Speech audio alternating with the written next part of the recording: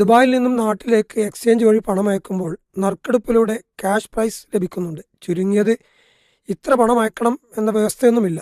ഇങ്ങനെ ലഭിക്കുന്ന പണം അനുവദനീയമാണോ?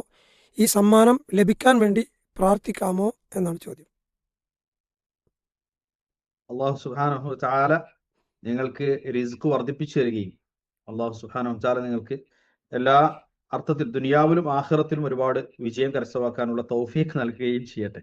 ആമീൻ. അള്ളാഹു സുബ്ഹാനഹു വതആലയോട് നമുക്ക് എല്ലാ ദിവസവും റിസ്കിന് വേണ്ടി പ്രാർത്ഥിക്കാം. അത് ഇത് തന്നെ ആവണമെന്നില്ല, ഇതോ അല്ലാത്തതോ ആയ ഹലാലായ രൂപത്തിലുള്ള റിസ്ക് എനിക്ക് വർദ്ധിപ്പിച്ചു തരണേ എന്ന് എല്ലാ ദിവസവും പ്രാർത്ഥിക്കൽ സുന്നത്താണ്. അല്ലാഹുമ്മ ഇന്നി അസ്അലുക ഇൽമൻ നാഫിഅൻ വറിസ്ഖൻ ത്വയ്യിബൻ വഅമലൻ മുതഖബ്ബല. ഇത് നബി സല്ലല്ലാഹു അലൈഹി വസല്ലമ എല്ലാ പ്രഭാതത്തിലും പ്രാർത്ഥിക്കാൻ വേണ്ടി നമ്മളോട് ആവശ്യപ്പെട്ട ദുആയാണ്. ഉപകാരപ്രദമായ അറിവ്, അതുപോലെ തന്നെ ത്വയ്യിബായ റിസ്ക്, അള്ളാഹുവിന്റെ പക്കൽ സ്വീകാര്യയോഗ്യമായ അമലുകൾ. ഇനി വിഷയത്തിലേക്ക് വരാം. നമ്മൾ നാട്ടിലേക്കോ മറ്റോ പണം അയക്കുമ്പോൾ എക്സ്ചേഞ്ചുകൾ അവർ സാധാരണ നിലക്കുള്ള ഫീസ് മാത്രമേ നമ്മിൽ നിന്ന് ഈടാക്കുന്നുള്ളൂ. ഇത്തരം ഒരു സമ്മാനത്തിന്റെ പേരിൽ നമ്മിൽ നിന്ന് കൂടുതൽ പണമൊന്നും ഈടാക്കുന്നില്ല.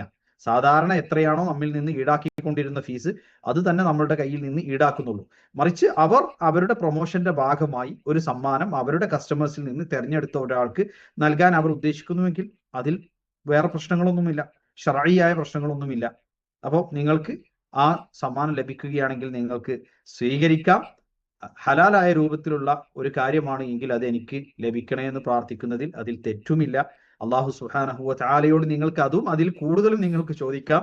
അള്ളാഹു സുബ്ഹാനഹു വതആല ഇന്നല്ലാഹ ഹുവൽ ഗനി, അള്ളാഹു അങ്ങേയറ്റം ധനികനാണ്, മാത്രമല്ല ചോദിക്കുന്നവർക്ക് അളവില്ലാതെ നൽകുന്നവനുമാണ്. അതുകൊണ്ട് പടച്ചറബിനോട് നിങ്ങൾക്ക് ചോദിക്കാം. ചോദിക്കുമ്പോൾ ദുനിയാവിലും ആഖിറത്തിലും നന്മക്ക് വേണ്ടി നമ്മൾ ചോദിക്കണം. ദുനിയാവ് മാത്രമല്ല. ചില ആളുകൾ فمن الناس من يقول ربنا آتنا في الدنيا وما لهم في الآخرة من خلاق ومنهم من يقول ربنا آتنا في الدنيا حسنة وفي الآخرة حسنة فقنا عذاب النار أولئك لهم نصيب مما كسبوا والله سريع الحساب.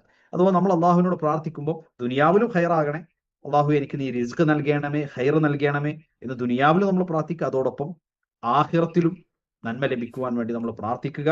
അതാണ് ആ വിഷയത്തിലുള്ളത്. അല്ലാഹു തആല അഅലം.